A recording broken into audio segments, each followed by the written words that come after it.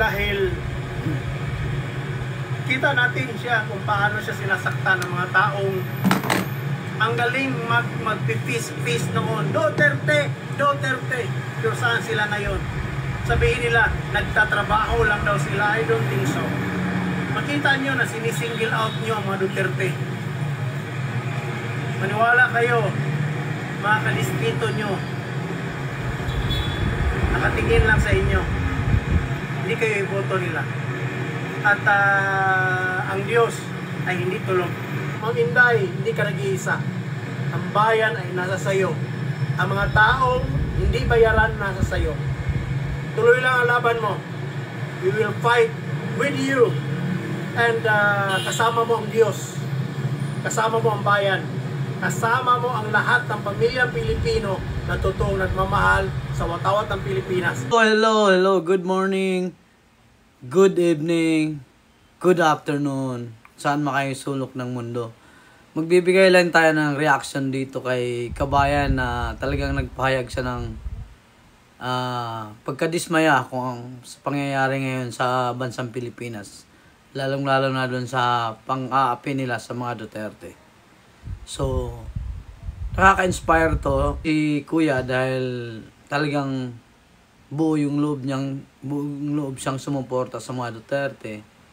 Tsaka yung nagbigay siya ng kunting payag at medyo nadismaya siya dun sa mga dating supporter na kumaliwa na.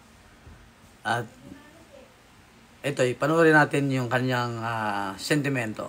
Adlaw sa inyong tanan, gusto na ko nga ipaabot sa inyo ang greetings nga mainiton nga maayong Pasko kaninyong tanan sa katibukan katawhan sa Sarangani, and Happy New Year. And wish na ko ang tanan nga mga katawhan sa Sarangani na naamo sa maayong panglawas and unta kaluyanta sa ato ang Ginoo para sa sunod nga tuig na naidaganta nga blessing nga maabot sa ato ang kinabuhi.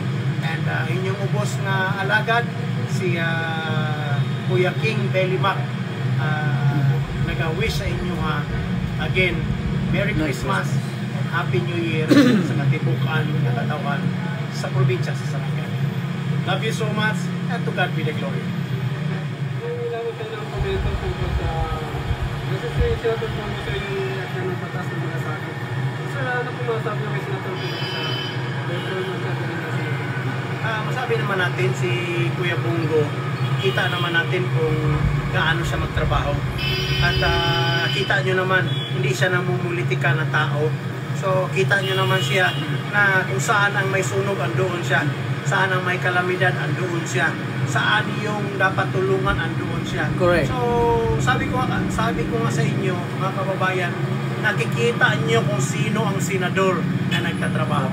Yeah. So, hindi na kailangan mangampanya ako dahil tayo, intelligent tayong mga Pilipino. May pinag-aralan tayo. At alam natin kung sino yung mga pulpul sa Senado, sino yung mga pulpul na congressman, sino yung mga pulpul na mayor, gobernador, board member, at councilor ng ating bayan. Huwag niyo ibuto yun. Correct, I agree. Dagdag sakit sa ulo lang yan ng Pilipinas. Mensahe kay Bibi. Baka meron kang gusto sabihin kay Vice President Sara? Mensahe ko lang sa ating butihing Vice Presidente, Ma'am Inday, tuloy lang ang laban. Alam ko tao ka rin nasasaktan, tao ka rin na makakapil ng down dahil hindi ka naman robot, hindi ka naman high na tao na nagdudroga na hindi mo mapipil kung ano ang naramdaman ng mga tao. Ma'am Inday, naiiyak ako. Continue to serve the Filipino people dahil kami dito, kahit nasasaktan kaming mga naniniwala sa iyo at nagmamahal totoo sa bayan, naghihirap, ito ang inspirasyon namin ng mga Pilipino, ng mga leader ng mga parallel group. Minsan kami din nasasaktan din dahil mahirap na makipaglaban dito sa Manila Naiyak na si Kuya. you're from Mindanao and alam mo na maraming nangailangan sa distrito ko sa Sarangani ng tulong ko pat andito ko ngayon sa Manila. Bakit andito ko sa Manila? Dahil dito ka maririnig and I am fighting not only for the province of Sarangani but I am fighting for the whole nation, buong bayan ng Wow, Pilipinas. galing ni Dahil mahal Kabayan. natin. So, yung eleksyon na pinapait natin na mahalin natin ang Pilipinas, this is the time. Papakita mo na mahal natin ang Pilipinas, hindi lang dahil sa kampanya. So, Ma'am Inday, hindi ka nag-iisa. Ang bayan ay nasa sayo. Ang mga taong hindi bayaran nasa sayo. Correct, I agree. Tuloy lang ang laban mo. We will fight with you. And kasama mo ang Diyos. Kasama mo ang bayan.